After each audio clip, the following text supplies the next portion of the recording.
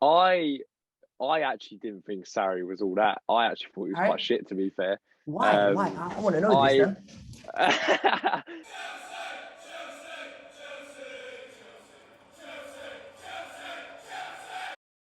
Hello there, guys. Matt here from SW6 Lions TV. Welcome to another video. I hope everyone is well. Second week running now of the Matt Talks Chelsea series. Obviously, we've now got an official name for it, and we are joined by a very special guest in Alex tonight. How are you, mate? Not too bad, man. How are you? Yeah, all good. Chelsea fan, of course, we're good. Yeah, obviously, life's good at the moment.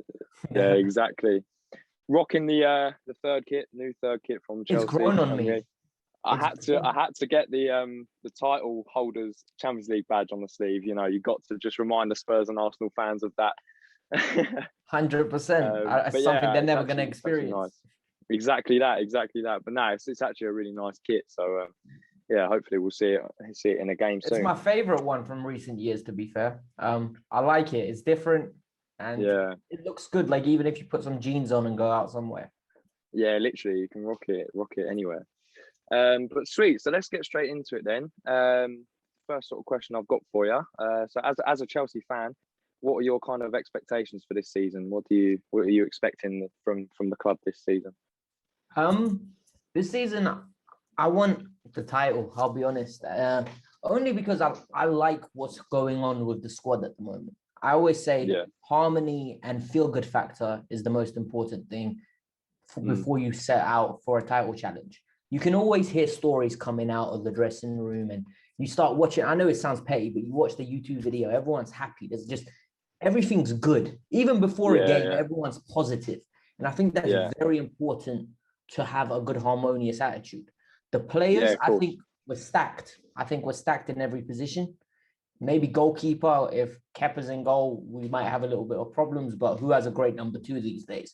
So yeah, I think we Yeah, can win it. We've got the best, well, one of the best managers. We've got a great squad. There's no excuse not to win the title. So for me, the target is to win it. If we come second, so be it. Somewhere to build off.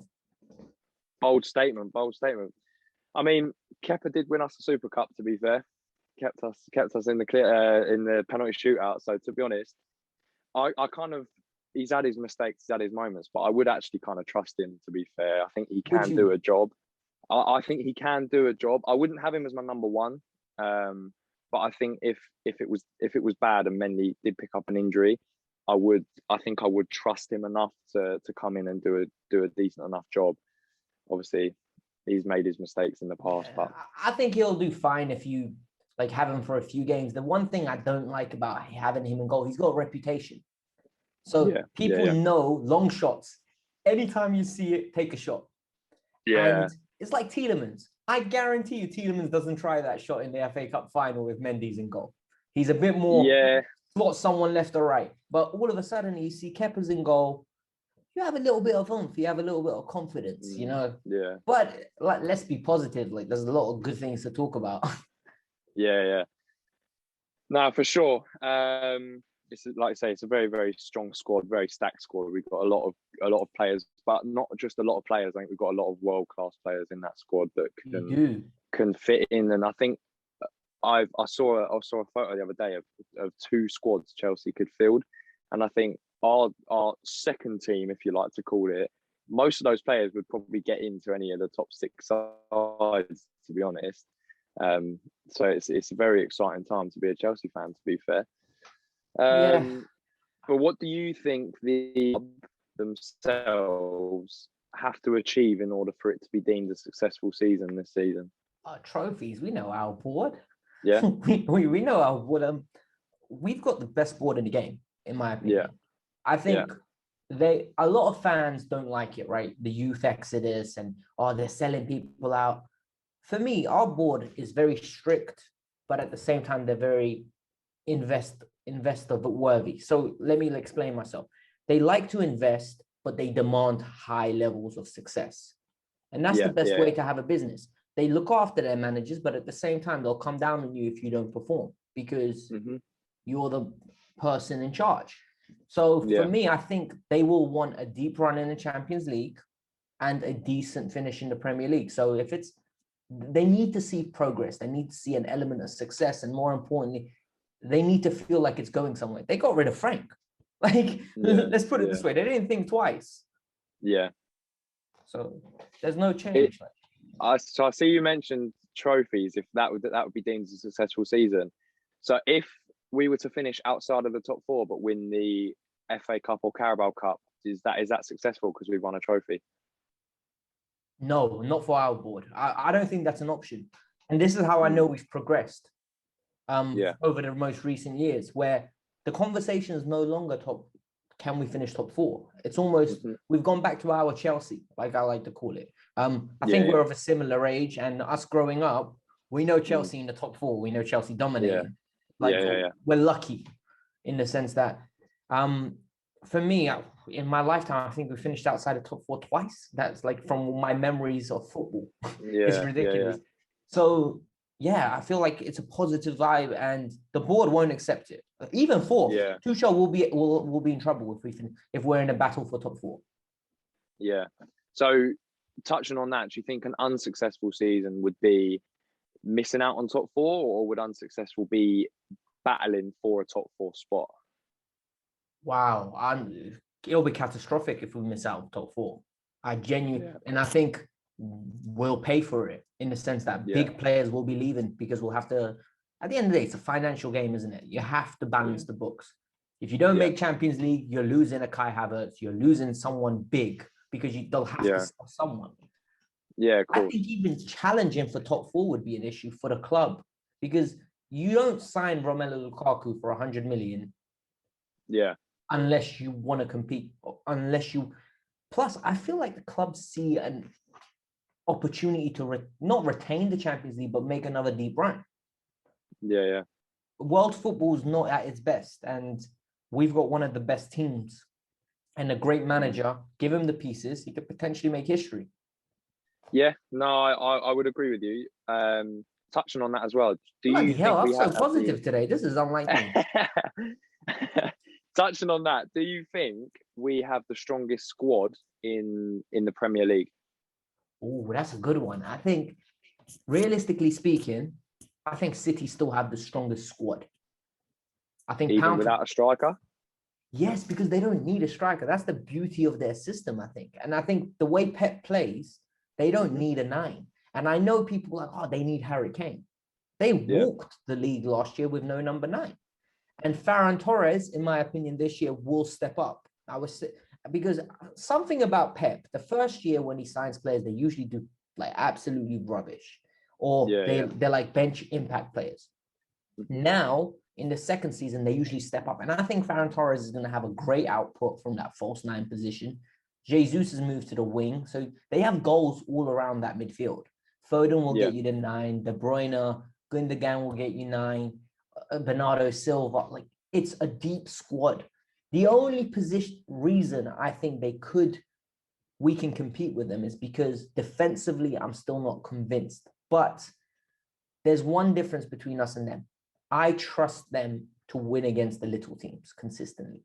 With us, I'm still not fully convinced that West Ham at home on a Saturday, 3:00, we won't get a 0-0 draw because we're going to be toothless. Do you understand what I mean? Yeah, no. We've had a record and a history of that in the past, where we've been there or thereabouts. I think it was the season where it was us, Liverpool and City, when we beat Liverpool at Anfield. Sunderland and Norwich. The Gerrard slip. Yeah, and it was the same season where we struggled against the small teams, and that's what let us down. I remember us losing I think we lost to Palace away, and it was the small teams let us down. So I think you make a very good point there, to be fair, that City, you kind of know that when they play, if they're playing Norwich, if they're playing Brighton, if they're playing Brentford, you know they're going to get the win. Well, they should get the win. 10 goals in the last 2 games, if I'm not mistaken. Wait, what did they do? They beat Norwich 5 and they beat Arsenal 5? 5, 10 goals in 2 games. It's ridiculous. For a team that doesn't have a so-called striker, they're so efficient and they get the same goal over and over again. They get to the byline cross. It's a sweaty goal, but it works. It's what a machine is like, and we're getting there. We're getting there with the defensive end. Yeah. Do you think you need a striker to beat Arsenal though? Yeah, Arsenal suck right now, isn't it? Like I've got a group chat full of Arsenal mates, right? Telling me about, oh, it's a process, so just be patient. I love the delusion. I love it. I don't even think you need a full 11 players to beat Arsenal, to be fair, at the minute. But yeah, so obviously we've established. I think we've got one of the strongest squads in the Premier League. Do you see any other teams that have a stronger squad than us, or is it just kind of City for you? I think strength and depth, City and Chelsea are out there as the best, right? They've got the deepest squads. Liverpool, if they stay fit, I still think they're a very good side. Mo Salah will get you to 20 to 25 league goals. You get Virgil back in. You got your Gomez, you got your Konate, you got your Matip, who I think is ridiculously underrated. I really like the player. I like the way he comes out from the back. He's going to solidify. They're going to be solid again once again. They've got a great goalkeeper. Their first 11 is fantastic. If they get injuries, that's when their problems will arise. With Manchester United, they'll be in and around the mix, but they won't win the league because of their manager. They've got a lot of, in my opinion, they have more match winners than we do. So when the chips are down, Rashford will pop up and get you a goal. Greenwood will pop up. Ronaldo will pop up. Bruno, Cavani. It's players that pop up in individual moments. The only problem is they're going to have days where they're just tactically outclassed. Yeah. And I feel like the manager's more important this year than any other year because of the quality of managers that are in the Premier League. Like I think if you give Tuchel, Klopp, or Pep the United squad now, I think they win the league. I would agree. I have the same opinion, to be fair.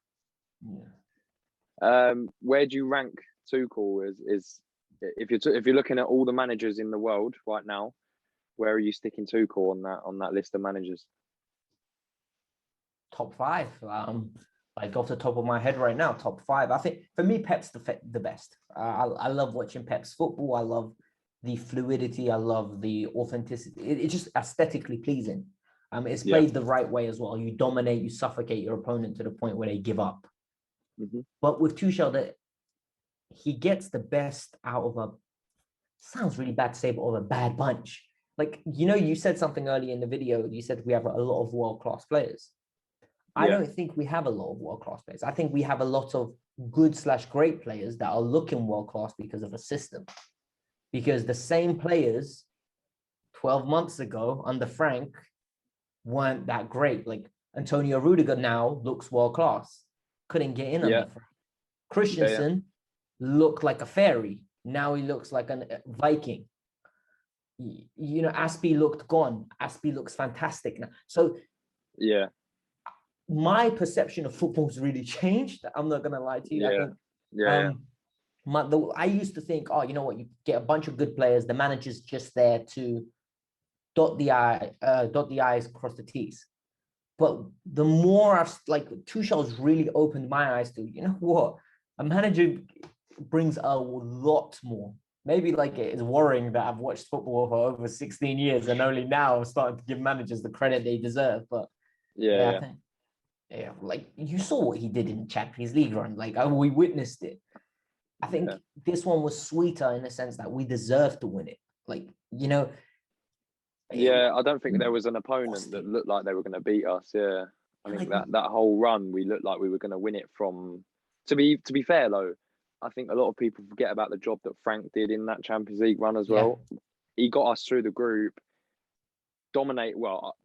partially dominated that group, but got us through it how he needed to. And then, like I say, Tuchel from then on, from the knockout stages, it was just, I never was watching one of the Champions League games thinking we're going to lose this game, even when we're playing Atletico Madrid, who are like the holders of La Liga. Real Madrid, they might have dropped off in the last couple of years, but it's still Real Madrid. You know what I mean? It's still that club. And even in the final, there was a lot of nerves, sort of here and there or whatever. But even during the final, I was like, City don't look like they're going to score a goal, and we don't look like we're going to concede. But even bringing it into this season, Chelsea don't look like they're going to concede a goal. Obviously, we've done it against Liverpool, but we won't get into that. It was obviously circumstances here and there, whatever, and it was from the penalty spot. But from open play, that back line we have, I feel so much confidence in that back line that I don't ever think we're going to concede to anyone at the minute. It's like Jose. Exactly. Like, remember when we had Jose the first time around? And you just knew once we go 1-up, unless something bad happens now, we're going to mess up. And I think that's like you mentioned a great point about Frank Lampard not getting the credit he deserved for the group stage. If you look at the results, he actually doesn't get the credit he deserves. It wasn't a difficult group, but we've seen managers mess groups like that up. You know, your Rennes, Sevilla, like people mess it up. But the one thing I never felt we had under Frank was control of games. I always called Chelsea the 30-30 team. 30 minutes, they're fantastic. 30 minutes, they're under the cosh, and 30 minutes is 50-50. And games used to run away from us. Now I feel it's like the opposite. I feel like we dominate 70 minutes of games, 75 minutes a game. And it's actually really nice to see. Yeah, no, I definitely agree with you. There was always that air of sort of, even though Frank, if we went 1-2-0 up with him, you always kind of in the back of your mind think this game's not done yet. Sheffield United 2-2. Remember when he brought Gilmore on? Yeah. But I think with Tuchel, if he goes 1-2-0 up, unless something bad happens, like obviously a sending off like there was against Liverpool, but unless something like that happens, I don't see Tuchel conceding a goal. And in the Champions League final, we was under the cosh for how long? And even in then, I didn't think we were going to concede a goal. And it's just, we look so defensively intact at the minute that I just don't see anyone scoring against us right now from open play anyway. Yeah, I think we're a great goalkeeper as well, man. I love Edouard Mendy. Like, I don't feel like, you know, Twitter has a lot of stance, if you know what I mean. Oh, I love Georginio. I love Mount. Like, people no one gives enough credit to Mendy. Like, yeah, I agree, to be fair. I think he's heavily underrated. Yeah, massively underrated for me. Like, the only weak area of his game, in my opinion, is long passing. So, you know, when he's got time and space and the ball's at his feet and he has to chip, but I don't care. He's a keeper. Like, just keep him out. I'm very old fashioned when it comes to that. Like, yeah. But yeah, so obviously we've touched on the defense a little bit. So just talking about the other little parts of the squad. What's your opinion on Georginio? Do you rate Georginio? Go. I love Georginio. I've loved Georginio since Sarri. I was a big Sarri fan. Even before he came to Chelsea. So I'm very unconventional as a Chelsea fan, if that makes sense. I love worldwide football as much as I love Chelsea, if that makes sense. Yeah. Like, you know, there's a lot of people where it's, I'll watch my team play on the weekend and that's it. That's enough football for me. I'm the opposite. I like to watch an Italian game or a Spanish game. Like, I absorb football like there's no tomorrow. So Sarri was something that, like, I loved the way his Napoli team played. It was with Higuain up top, they were doing crazy numbers. So when he came to Chelsea, I was so excited. It's different. We've never hired a manager that was so focused on possession football. So he brought Georginio in, and I think Georginio's went leaps and bounds. Like, he's just developing as a player, gets a lot of unfair criticism. I know when he has his bad days, he can be shocking. Like, no one can say he's perfect. But I think in a 38-game season, Georginio has those bad games three times. Yeah. And people will pick on them a lot more than the 25 great games he has, and where he suffocates teams and gives us a tempo and helps us build from the back. Like, I think when he leads, a lot of our fan base is going to realize, wow, Georginio was a lot better than we thought, because we don't have that ball progressor. Especially of the way we play with a double six. I don't know if you agree with me right now. What's your thoughts on Georginio? I actually didn't think Sarri was all that. I actually thought he was quite shit, to be fair. Why? Why? I want to know this now. I just think that, for me, I don't think he played the kind of football that Chelsea wanted to play. I think he never really got us going, never really got us playing. Yeah, he picked up a Europa League title, but I think, for me personally, it just didn't work for me. And I didn't quite think he was the right manager for what Chelsea wanted to do.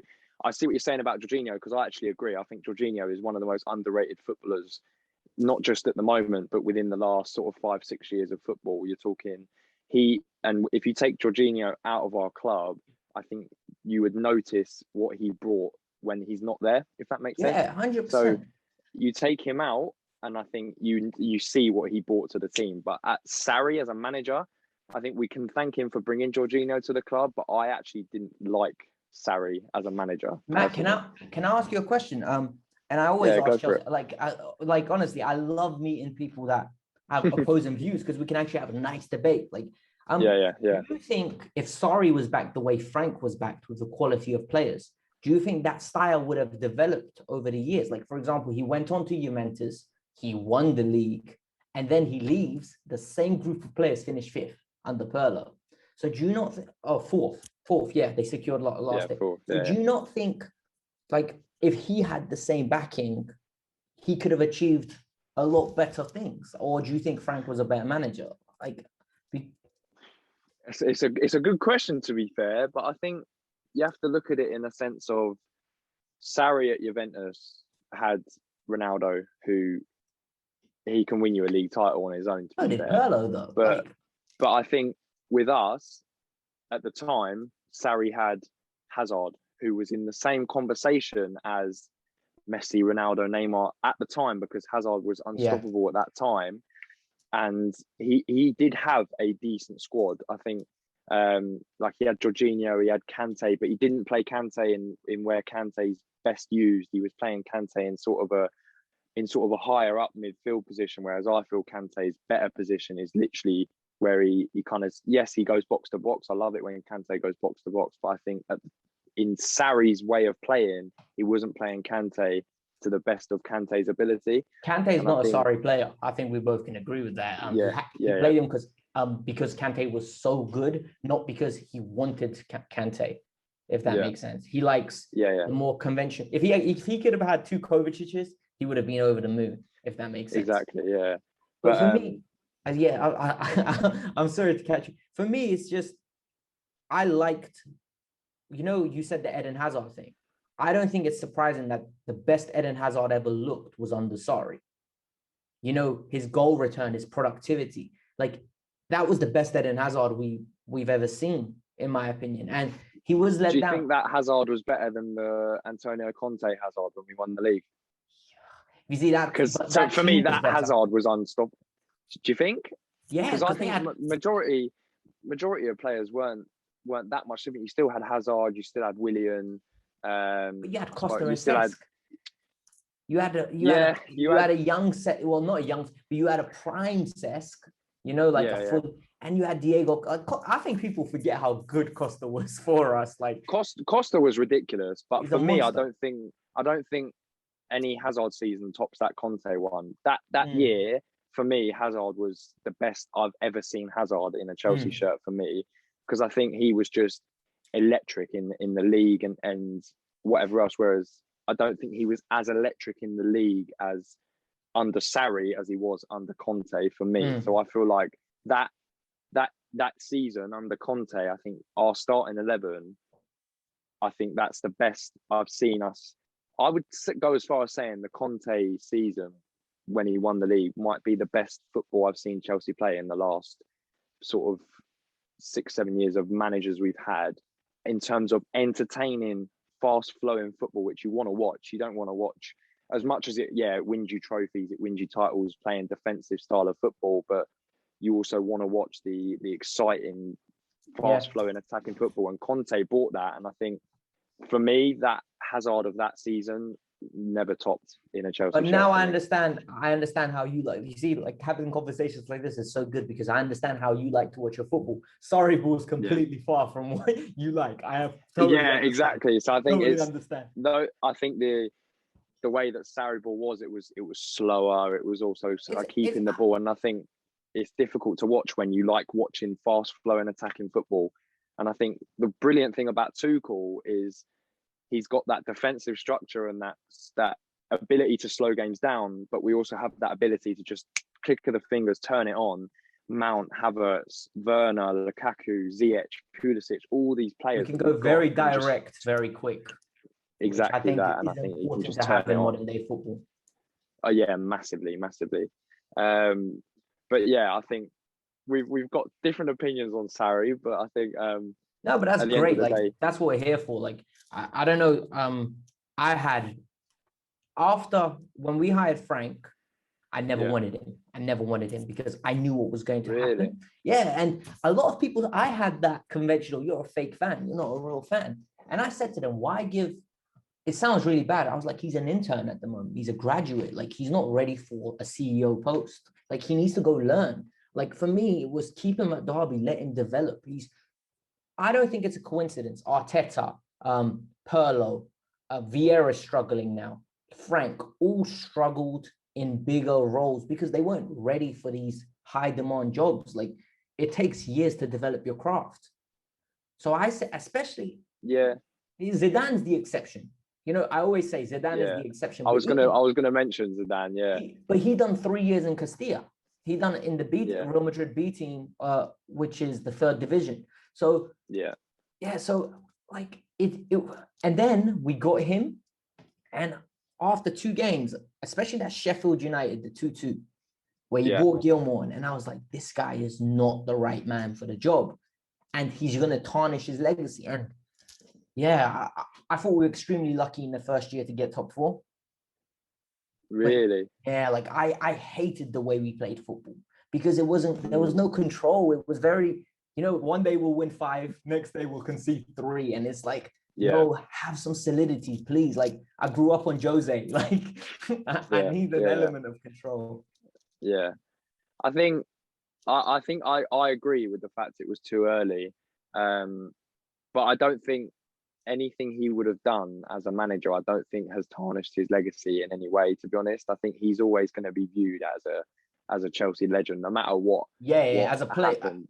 some of I our feel best like he memories, could have right, is finished going to be bottom Frank. half. Yeah, of course, and I feel like he could have even finished bottom half. And I don't know about most other Chelsea fans, but if he finishes bottom half, for me, he's still my idol when I'm growing up, and he's still my legend. Do you know what I mean? Along with Yeah. JT, Petr Cech, Ashley Cole, like all these players.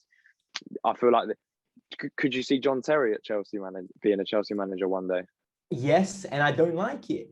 I really, because I want them to develop. I want him to have a good 7 years. He comes in and we go, you know what? We've got a great manager on our hands.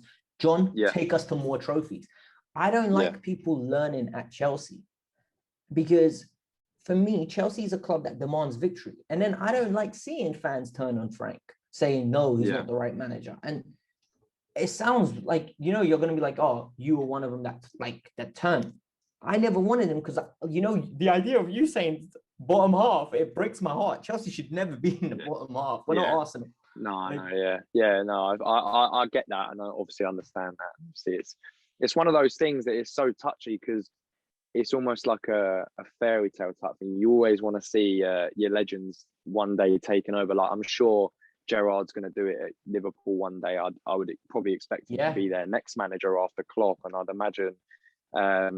What's Gerrard had? Uh, 4 years now, no, at Rangers. 3-4 years at Rangers. yeah, So it's 3 or 4 years now. he's learning his trade, and But I can see John Terry going to the Championship or something. I can I see. hope I so. think that'll be his next move, and yeah, I can see him back at the club one day. But obviously, I I don't do want to as wish well. away. I don't want to wish away Tuchel's time. I actually love Thomas Tuchel, man. Yeah. He's just ridiculous. I think we've got the perfect manager for us. I think he fits Yeah, the profile of the club. He's classy. He's energetic. He's not loved yeah, by everyone.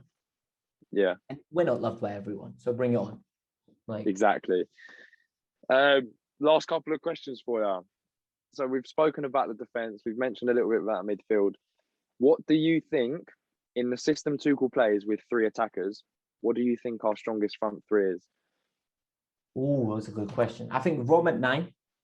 Yeah, So you go with the strong brute, the intelligent runs, the good link-up play, which yeah, evidently, like seeing him, he's actually really improved with that. I think Kai yeah, Havertz is a definite starter on the other side. yeah, I think Kai Havertz in 2 years could potentially be one of the best players in the league.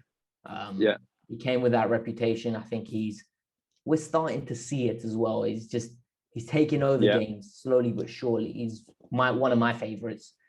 Mm-hmm. And this is where I personally want a little bit of creativity on that on the left. So I like Hakim Ziyech's passing range. I like what he offers, but at the same time, Mason Mount, he's just such a good utility player. And I was going to say, I'm not having Ziyech over Mount for me. No, but that's underrating him. That's underrating him by calling him a utility player, because he's very good and efficient. Honestly, it's so difficult because I'm a big Hudson-Odoi fan as well.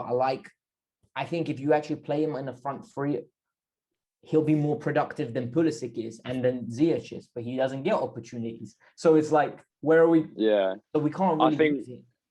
For me, it has to be Mount. Havertz, Lukaku, and Mount. That has to be our strongest front three.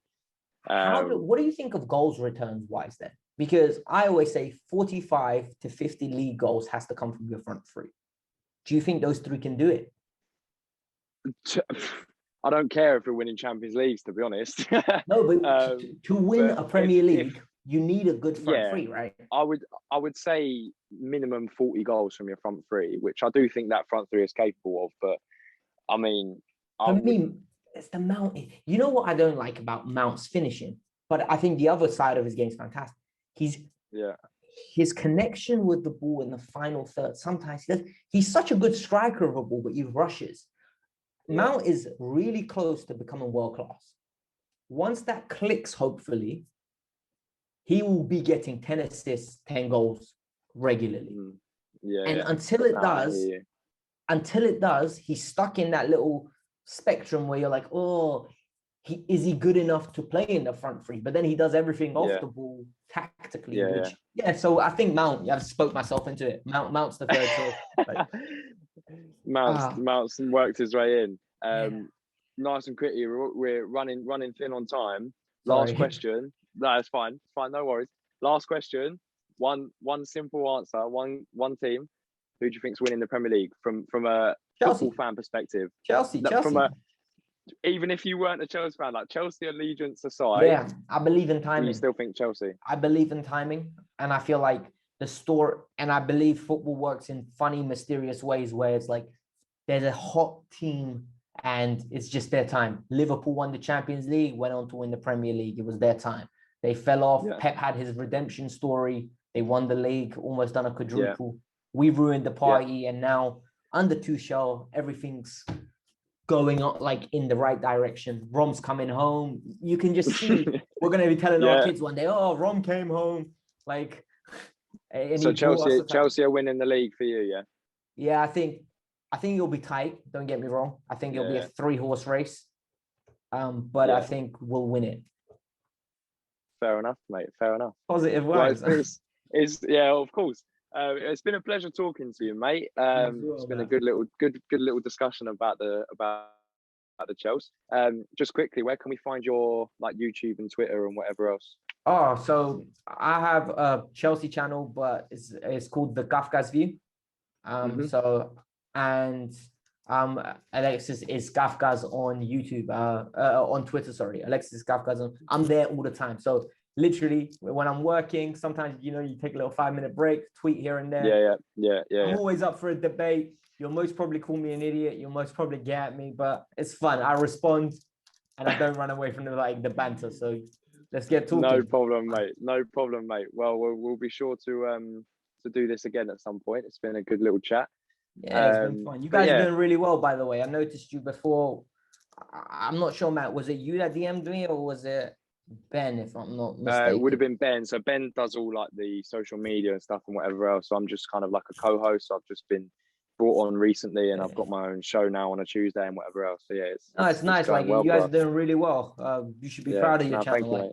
No, thank you, mate. I started watching some videos. Yeah, it's good, man. It's good fun content. I appreciate that. It's genuine. Appreciate that, mate. Thank you very much. Well, thank you everyone for watching. There won't be an episode next week, and the reason for that is me and Ben are both at the Chelsea Zenit game, so there isn't going to be a episode next week, but we'll be back the following week after that. But you will get a game preview and a game review in due course for the next couple of days, and got a couple of games coming up. But thank you everyone for watching. Please like and subscribe. And until next time, see you later. See you later, guys.